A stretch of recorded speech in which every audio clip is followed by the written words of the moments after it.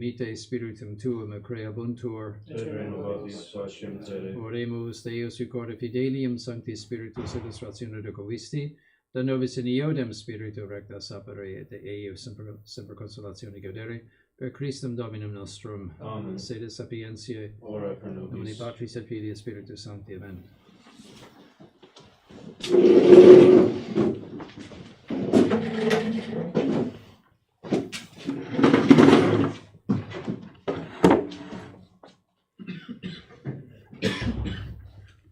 All right, talking about, this is page 396,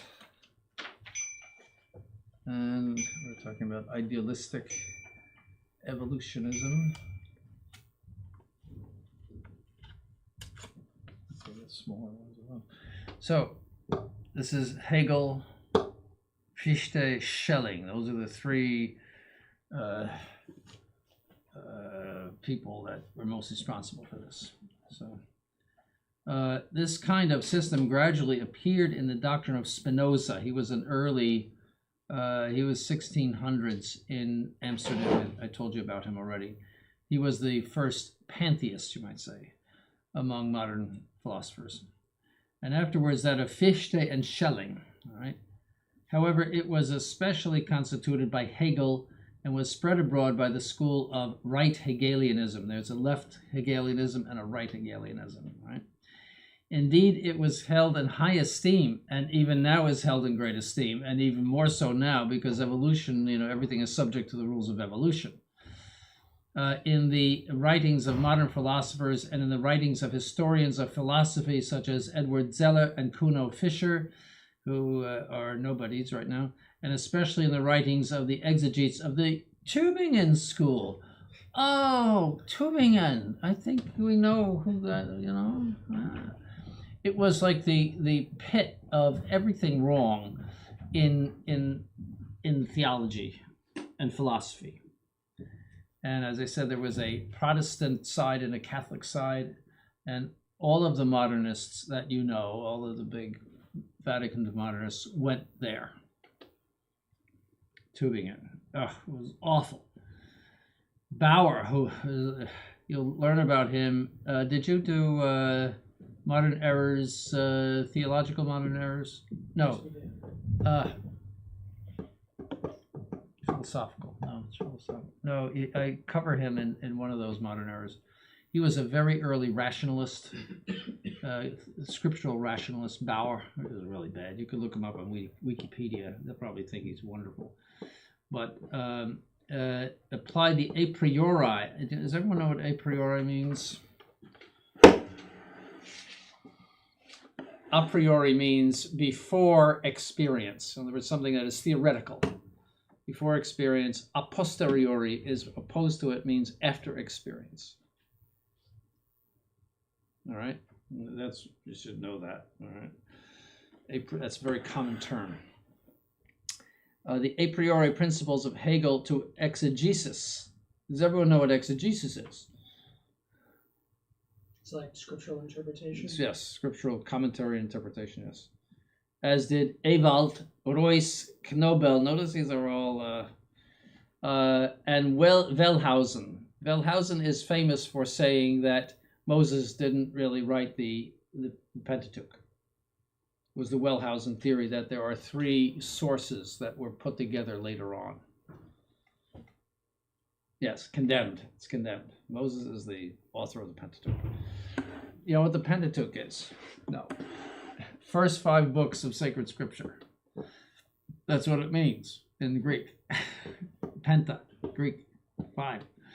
All right. So see how much you learn every day? So Wellhausen, that's the famous Wellhausen theory, and it just has been refuted many times. So in France, Renan and Loisy, both dirtbags, likewise proceeded from Hegelianism. See again, Loisy, his famous quote that Christ preached the gospel. I'd give you in one of these books, but we don't have any. So. Christ preached about the church, or preached the gospel, and then the church happened. That's loazi, that it came into being in the 2nd century AD because people thought it would be a good idea. That it is not from the will of Christ. You see, that's loazi. Renan was a former seminarian and then became an atheist and denied the divinity of Christ. French. Those are both French. All right. Renan. In this doctrine, all beings and phenomena, even religious ones, come forth naturally through evolution, not indeed from matter, but rather from a kind of ideal principle, which they call the absolute, which is a substitute for God. You see, the absolute. Schelling was big on that. You only learn about him too when you take that awful course of modern philosophy. Human reason, especially philosophical reason, is the loftiest form of the whole of evolution, in which the absolute becomes self-conscious. It's all sick. I mean, this is all weird and sick, but you have to memorize it. Such philosophical reason is superior to religion and is absolutely autonomous and supreme, the autonomous and supreme arbiter of truth, judging the declarations of the church without itself being judged by anyone. You see, so reason is sort of a deification of reason. Thus, the words of St. Paul in Corinthians, the spiritual man judgeth all things, and he himself is judged by no man, come to be applied to such philosophical reason, for according to them, it is the absolute in self-conscious form. I know this makes no sense whatsoever. It's all gibberish, but that's what they said, and you have to know it. Let us look into the following points: how this doctrine was found in some manner in the writings of the ancient Gnostics. We'll look at them. How Spinoza's pantheism paved the way for it, and the pantheism of Fichte, the pantheism of Schelling, and what specific form it takes in Hegelianism. In relation to the denial of the supernatural order of truth, we must gather together the relevant points which are expressly discussed in the histories of philosophy. So, first, Gnosticism. That's an ancient sect, contemporary with Christianity. They called their doctrine gnosin, that is, true knowledge. That simply means knowledge in Greek. They had the true knowledge. In order to distinguish it from common knowledge, to which the common humble Christians and apostles were devoted. So they really knew the inside stuff. Footnote, likewise, today rationalists call their doctrine science par excellence. So this gnosis was a naturalistic interpretation of Christianity according to the principles of emanationism. That means that creatures emanate from God, they come down from God, and in that sense there's a pantheism. You see that they flow from God, and that's emanationism. Emanare means to flow out. So drawn from Brahmanism, that is Buddhism. That's a general term for Hinduism and Buddhism. And of Zoroastrian dualism. The Zoroastrian religion was the ancient Persian religion that worshipped fire, by the way, which was present at Assisi. They had the fire worshippers at Assisi, and they had to put them out in the garden because they didn't want a fire in the basement of the Assisi Basilica. That was when JP2 removed the crucifix from the tabernacle in the Church of St. Clair in Assisi, and they put a Buddha on top and they incensed the Buddha. Yes. Yes. That was 1986. All right. So,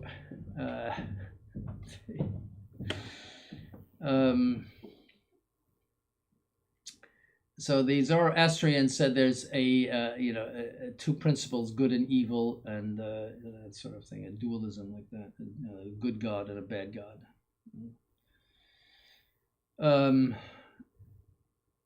The general idea of Gnosticism is that God never manifests himself nor acts immediately in the world. So this is the denial of supernatural revelation and of miracles, because this would diminish the divine perfections, but instead perform such actions by the power of divine spirits, the eons, born of him, thus being a form of emanationism. It's really, really weird, Gnosticism. one of these spirits, called the demiurge, formed the world and men out of eternal matter. Where did the matter come from if it's eternal? They didn't address that. Which the utterly perfect God could not at all create, thus representing a form of dualism. That means the evil God created matter. So that's where you get the Albigensians saying that matter is evil. And to a certain extent, Protestantism that is influenced by that. That's why alcohol, drinking is bad, because not that the abuse of it is bad, but it itself is bad. That the very, very alcohol is bad. See, that's a form of that.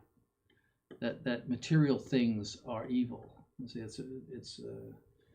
it comes from the Gnosticism and the Albigensianism, and it made its way into Protestantism to a certain extent.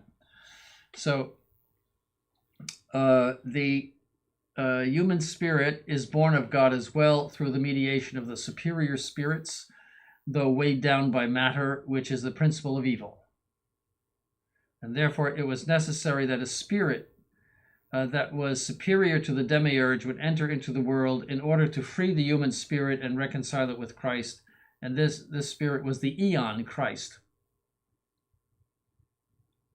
This is what they believed. It was very, it was a significant religion, you might call it, in the early centuries of the church, Gnosticism. All right. Hence, in this doctrine, emanation is substituted for free action, just as was done by the Neoplatonists, especially in the writings of Plotinus. So that was a revival of some of the teachings of Plato. Plotinus, it's early, contemporary with early centuries of Christianity. So this emanation represents the denial of the supernatural order. So we won't beat this with a stick or beat it to death. It's just the idea of pantheism destroys the supernatural order. That things are. It is an identification of the natural and the supernatural. Is ultimately what it does.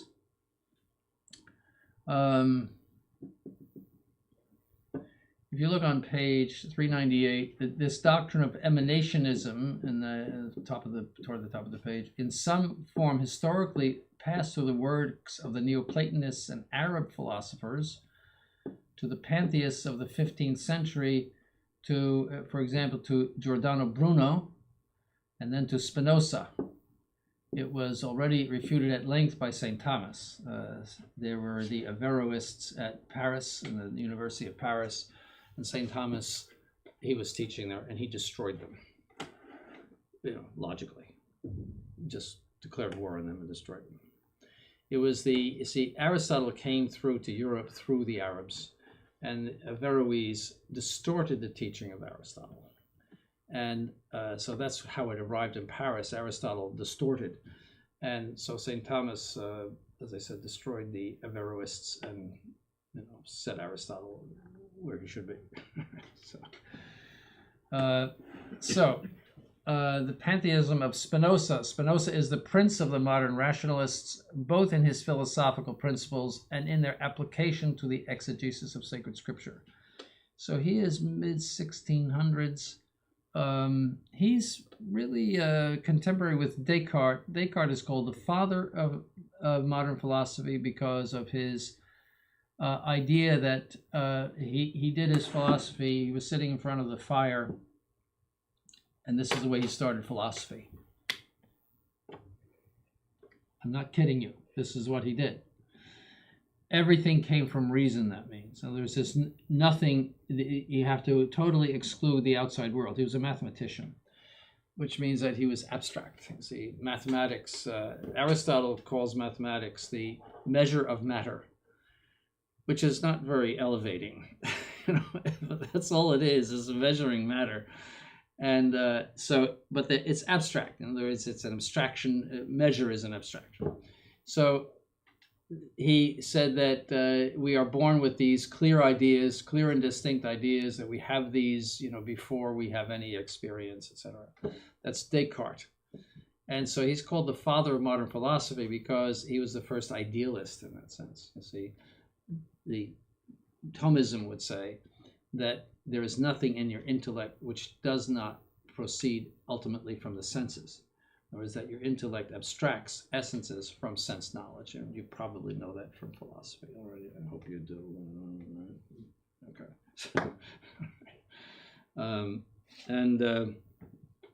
Whereas, so it's always oriented into the real world, whereas modern philosophy says all of your ideas ultimately are coming from inside. We'll see that with Kant. So it makes for lack of objectivity. See, whatever's true for you might not be true for me. See? So that's important to understand in all of this idea of modernism and so forth. This is Spinoza.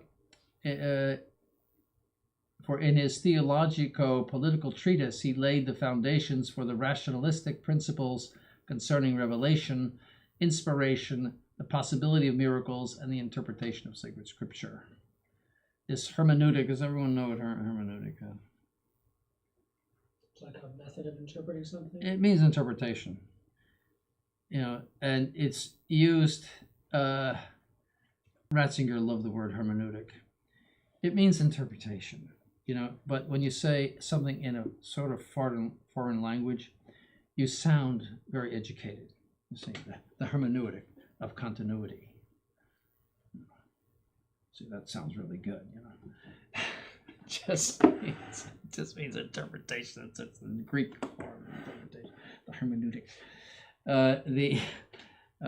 And actually, in that speech, if I recall, that was a speech to the Curia before Christmas, 2005, I think it was. I think he ended up with he said there's the rupture, continuity, and then there's reform. And I think, if I recall, that he ended up with the hermeneutic of reform. Everybody credits him with the hermeneutic of continuity, but I think he was siding, I have to read it again, but I think he was siding with the hermeneutic of reform, which means evolution, ultimately. He did three things. I remember it distinctly. But all the neocons, the hermeneutic of continuity. Catholic doctrine does not need a hermeneutic. The very purpose of Catholic doctrine is clarity. That is, to take sacred scripture or something in tradition or both, and to clearly define it. It doesn't need a hermeneutic. All right.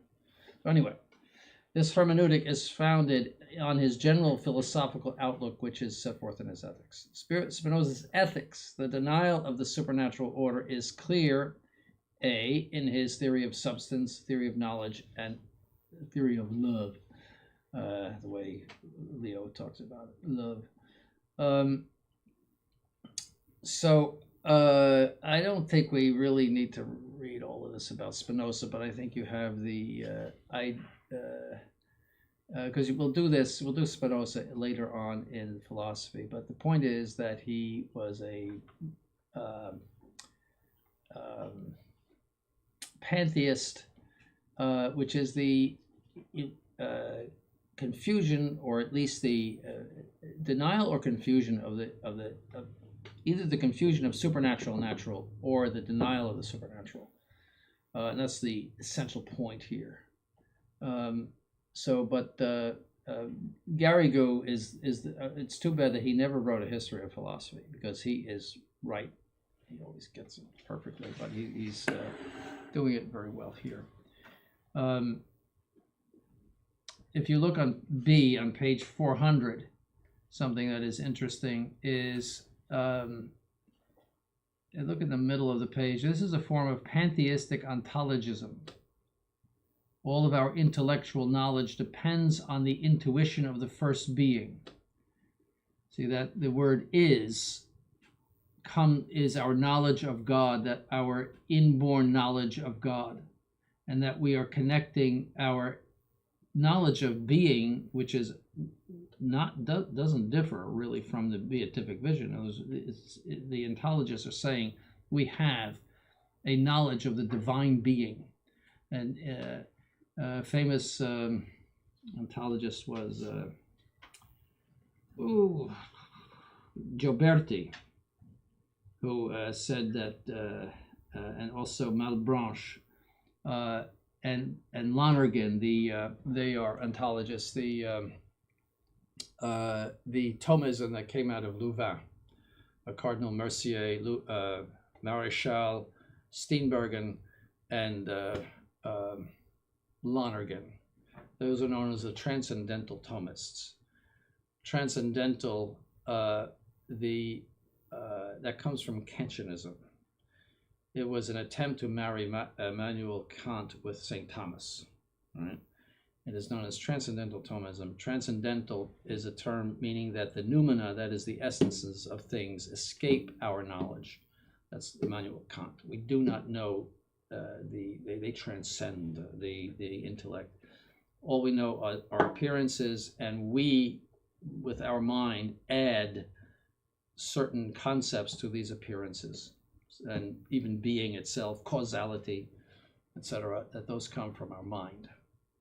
So all of this is a form of idealism. Idealism is the exaggeration of the role of the mind in some form or other in regard to the act of knowledge. There's a balance between the empirical and the ideal in normal thinking. But in the empiricists exaggerate too much the material and the experience side. The idealists exaggerate too much the interior side. So that's really modern philosophy from the time of Descartes on. But you see even these examples of it from even previous to Descartes. But yes, he's so. I'm not going to say any more about Spinoza, but that's the essence of Spinoza. Then you go to Fichte. Now Fichte is even crazier than Spinoza. This form of pantheism proceeds in part from Spinoza and in part from Kant. Kant is the Aquinas of the modern philosophy. He's the man. He set it up and organized it, and everything else after that is from Kant, is in some way, some form from Kant. And Kant is what I just told you. That's really all you have to know about Immanuel Kant. Well, not all, but that's the essence of Kant, is that we only know phenomena, that means appearances, and we organize these appearances according to our interior categories. So that makes your knowledge entirely subjective. Even causality, that the billiard ball hits the other one, and the fact that you assign causality to that is from your head. It is not from reality. All you see in reality is one hits the other, and the other goes into the hole. See? But causality is a category of your mind. So is being. Being is a category of your mind. Existence. It's Immanuel Kant. So that means you assign existence to some experience that you have. It's totally subjectivistic. But he is the father of modern, in the truest sense, the father of modern philosophy. So, and Fichte is coming after Kant. They possibly even knew each other or knew of each other, possibly crossing in lifetimes. But in the 19th century, Kant was it. As we said above, Spinoza admitted that there was a natural intuition of the divine being, thus expressing a form of pantheistic ontologism and absolute realism. Kant, by contrast, denied the existence of any form of intellectual intuition whatsoever, likewise denying the first apprehension of universal being abstracted from sensed things, holding that the first categories of our reason are only a priori subjective forms used for establishing the classification of phenomena, what I just told you. This represents a form of agnostic subjectivism, which I just told you. Agnostic means you don't know. You see, remember, gnosis in Greek means knowledge. in Greek means un. In other words, it's a negation. So an atheist is someone who doesn't believe in God. So when you have a Greek root, the in the front, the a, means no. So here, agnostic, when you say the word agnostic, usually you think of somebody who doesn't care whether God exists or not, and that's true. That is an agnostic. But here we're talking about it in a philosophical sense. That means we don't know reality. We don't have a contact. When we see something, that's real. That's all added by our categories. So he.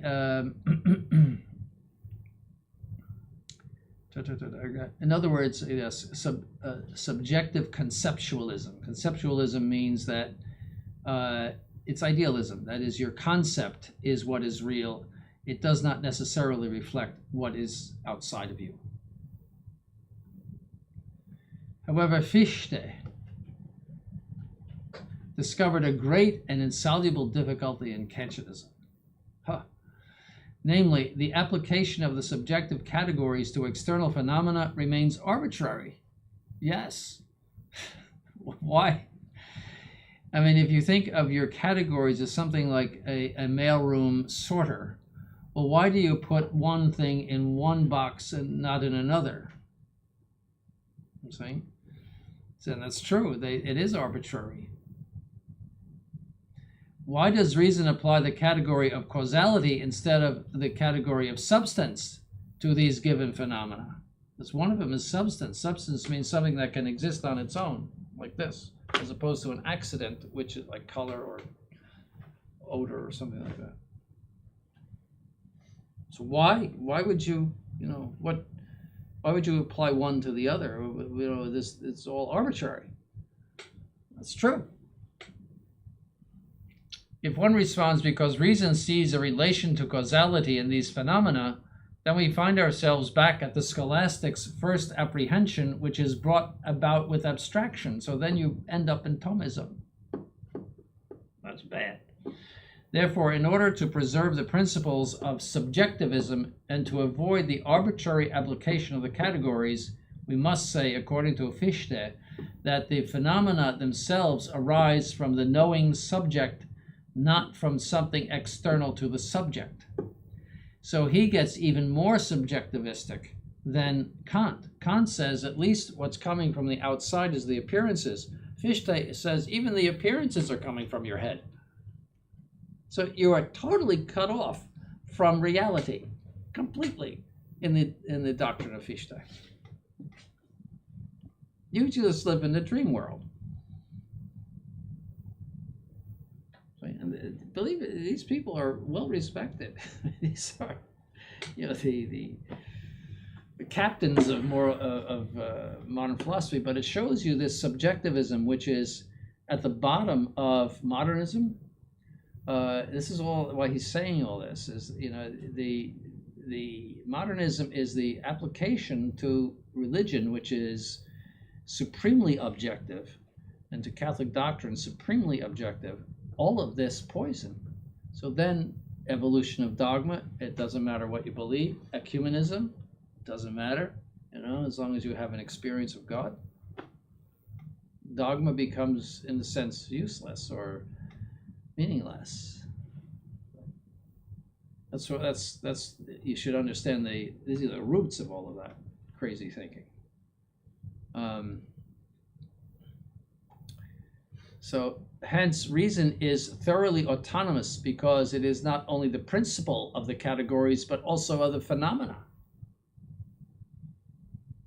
See? Kant, this is the noumena over here. That's he called it the Ding an sich, the thing in itself. But we would call it essence. Right. Then you have Immanuel Kant.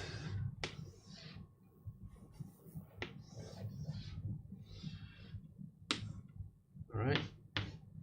He has categories in his head. And so there is then you have the phenomena, the appearances, which he admits come from the noumena, which he's also criticized for. Well, if we don't know the noumena, why does the phenomena come from the noumena? He's criticized for that. But in any case, and he says the categories, so these are objective for Kant. The categories organize the phenomena into what you think and your grasp of reality. Fichte says, oh no, that's too arbitrary. How do you apply one to the other? So even the phenomena are over here. So there's nothing left. Oh, phenomena. There's nothing left of what you know. It's all subjective.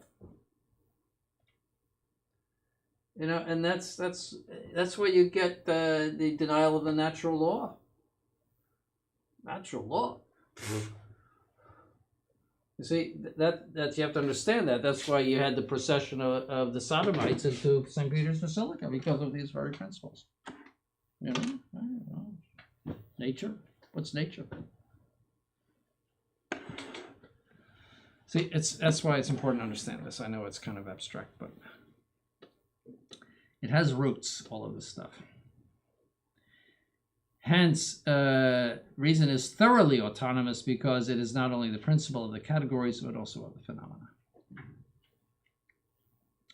Now, but how does the knowing subject, the ego, produce the phenomena or the object, the non-ego? Fichte responds, unconsciously and involuntarily. He explains this by distinguishing within the knowing subject the empirical, finite, and individual ego that is self-conscious from the transcendent, infinite, and universal ego. So we are empirical, and that means we belong to the order of matter, etc. Finite, we're limited. Individuals, that is self-conscious. We get our self-consciousness from the transcendent, and that means outside of matter, etc. Infinite and universal ego. However, what is this transcendent ego? It is something at once ideal and real, namely the very practical reason of human society that increasingly comes to know and bring about the moral order.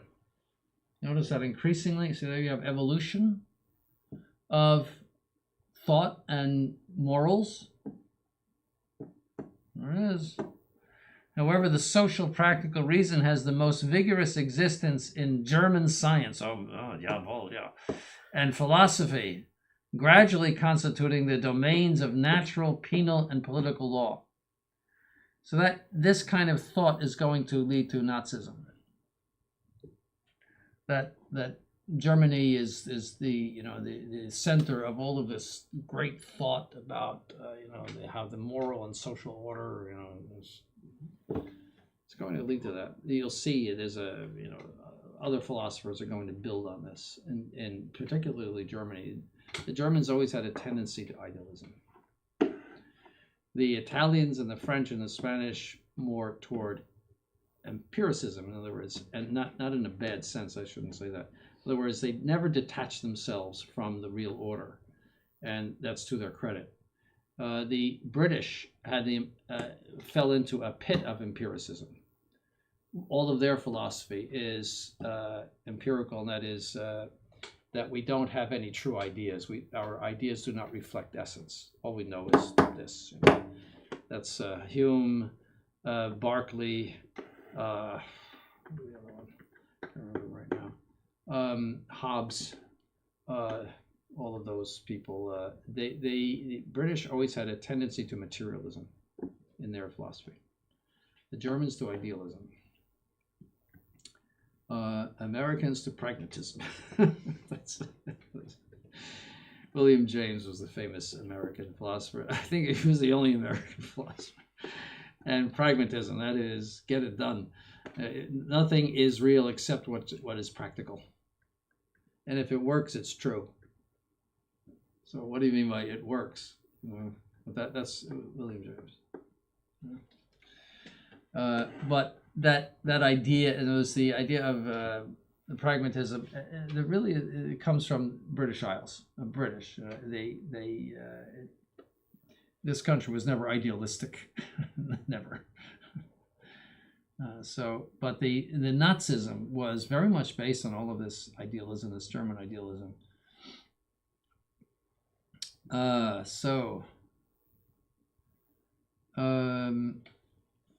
So thus Fichte reconciles Spinoza and Kant in subjective and moral pantheism. The principle of all things is immanent. In other words, it's all in your head. Namely, absolutely autonomous practical reason and the freedom of humanity. See, that means natural law out the window. Hence, in his work, The Critique of All Religion, Fichte says that the living God is humanity itself.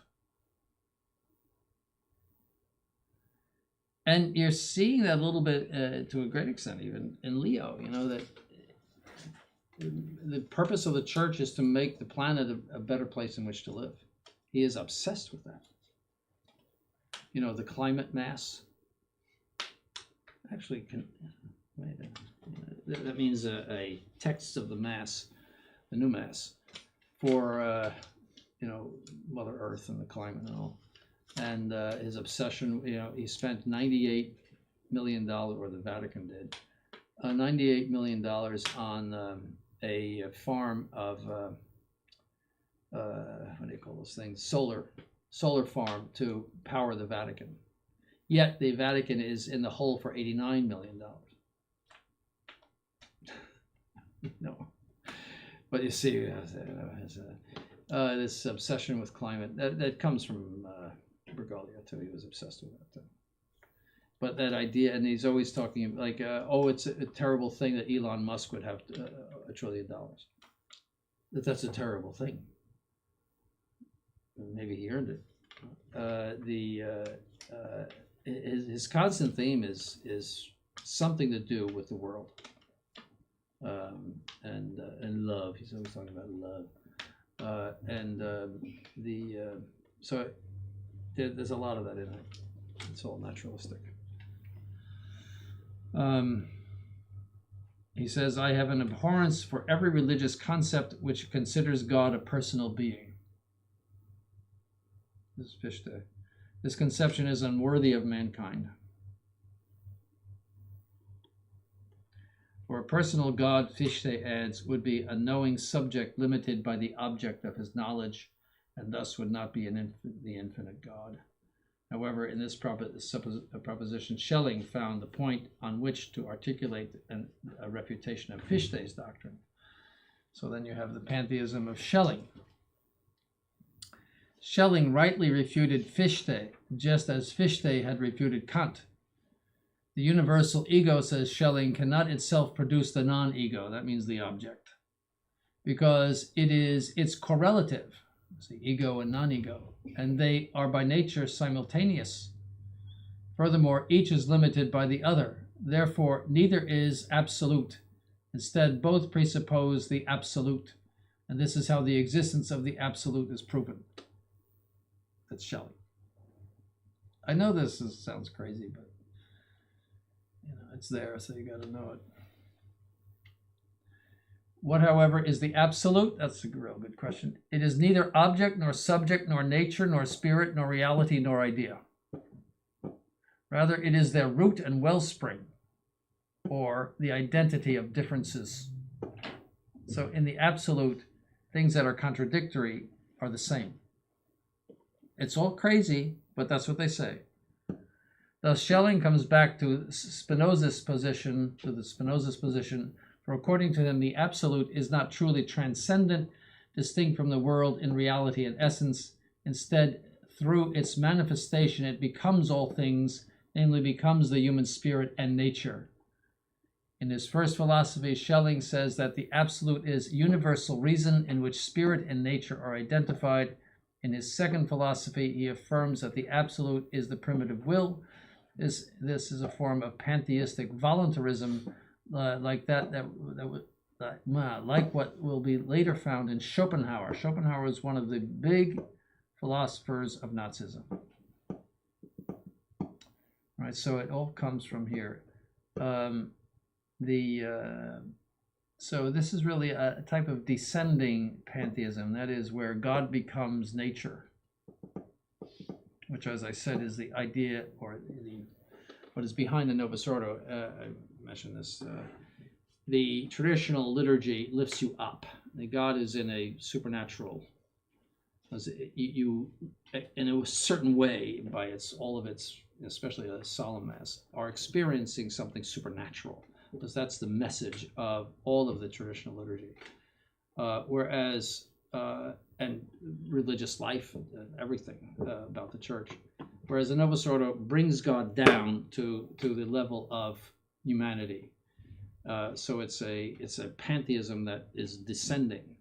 And so, as I said, you have Father Bob. Instead of having a great respect for the clergy, they're in shorts and a sweatshirt, and Father Bob, he's one of the guys, because God is one of the guys. See, and that's where their liturgies are, just absurd.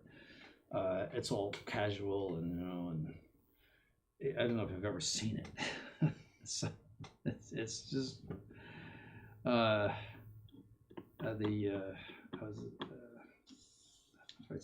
was out with the Novus Ordo priest about 2 weeks ago, and for dinner, and he said to me, he apparently says the traditional mass, because he said, when I say the new mass, I try to make it as Catholic as I can, but in the traditional mass, you don't have to do that. It's just Catholic.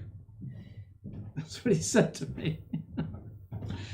And it's true, because the whole import of the new liturgy is toward that idea of God is one of the guys, or in other words, the supernatural becoming natural, and identifying with the natural. It's all in this thinking.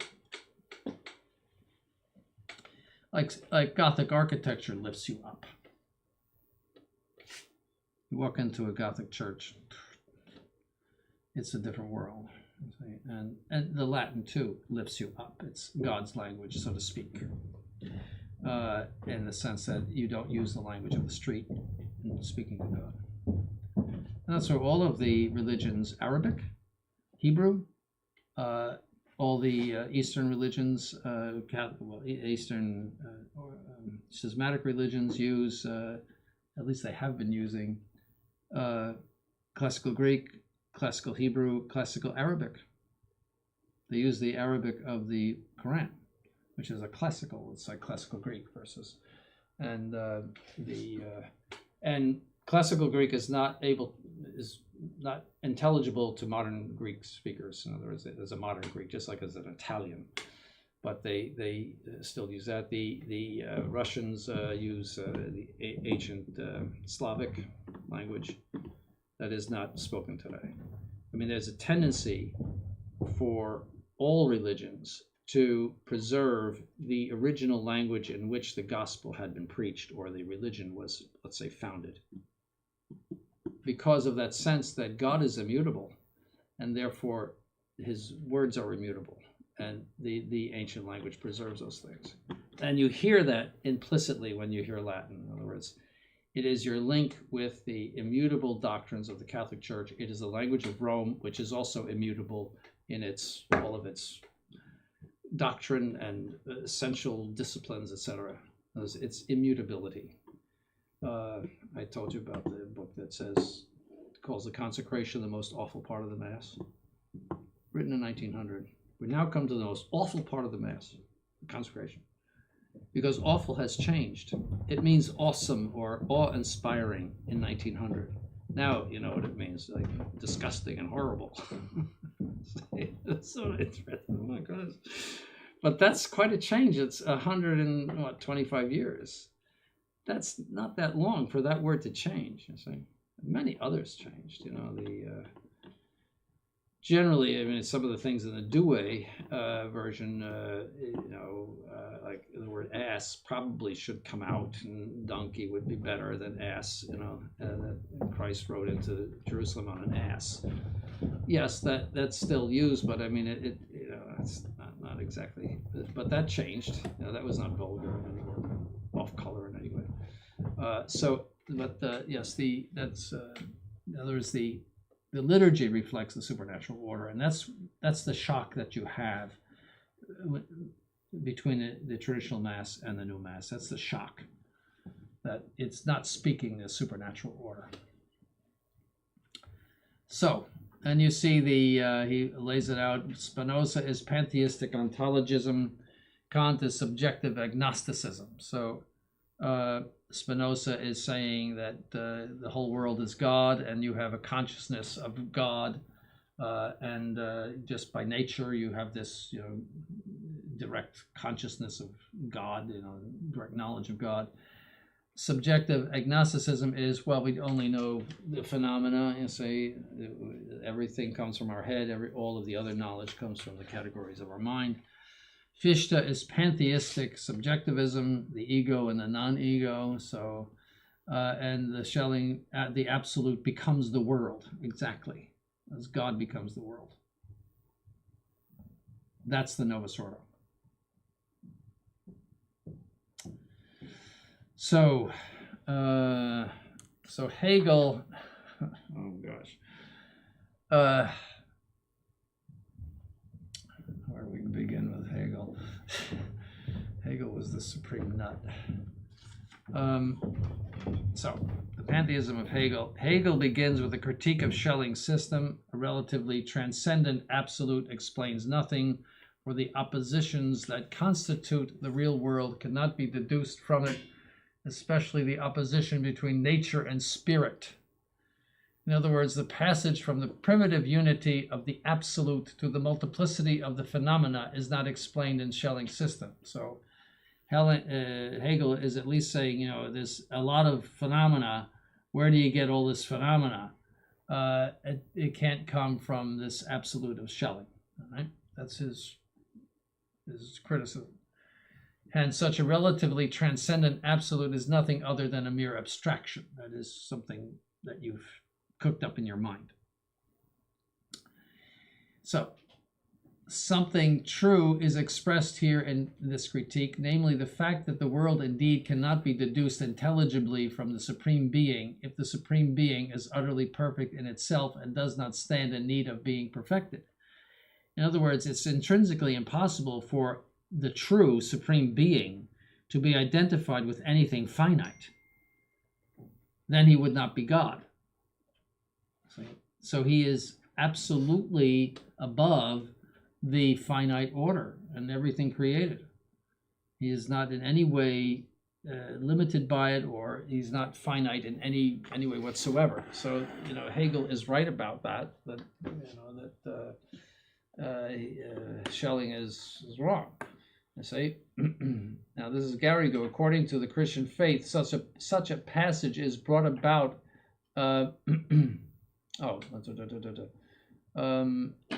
Yes, according to the Christian faith, such a passage is brought about through the utterly free act of creation. So the finite, what is created, comes about through this free act of God. God is not in any way identified with the finite. So Garrigou was saying, yes, there's something true about what Hegel is criticizing Schelling for. However, Hegel rejects this notion of free creation because it is not sufficiently intelligible. Why, I don't know, leading him to hold that it is an imaginative or metaphorical conception. So creation for him is metaphorical. It's like poetic. Thus, Hegel strove against Schelling to show how the multiplicity of phenomena logically and necessarily proceeds from a kind of primitive unity. Okay. To explain this, he does not admit, as does Schelling, that the absolute is relatively transcendent, for then it would not need to be perfected.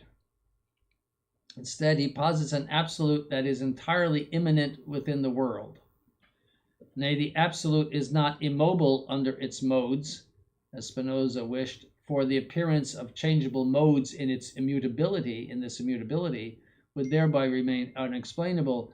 Rather, and this is key, according to Hegel, the absolute is nothing other than the process itself, or universal becoming, being especially an ideal process. So for Hegel, everything is becoming, Nothing exists as being. Everything is becoming. So you're becoming something right now. You don't exist. You see, that's static. You are becoming. It is a constant becoming. That's Hegel. And there's a constant upward rise, something like the opposite. Well, some people say tornadoes come first from the ground. But in other words, it's an upward evolution constantly. That's Hegel. Of this general principle of becoming. So nothing remains the same. The idea of static being is just anathema to him. Well, you see what that does. It's evolutionism. See, and that can be applied to evolution of dogma. And Leo just said it the other day. He didn't use that term, but he said, right now we can't change the church's doctrine right now. Implying that you could eventually, until the attitudes change. That means there has to be an evolution of attitudes in order to change the church doctrine. That is purely, absolutely out of the modernist textbook. It's in boldface in the modernist textbook. That the evolution of dogma starts with the faithful and then moves up to the magisterium. See, so that's why this is important. It's terribly boring and abstract, I know, but you do have to be familiar with these awful principles in order to understand the world we're living in. Okay. Next is De Ecclesia, right? What were the numbers again for David? 1 to 8. 1 to 8, okay. All right.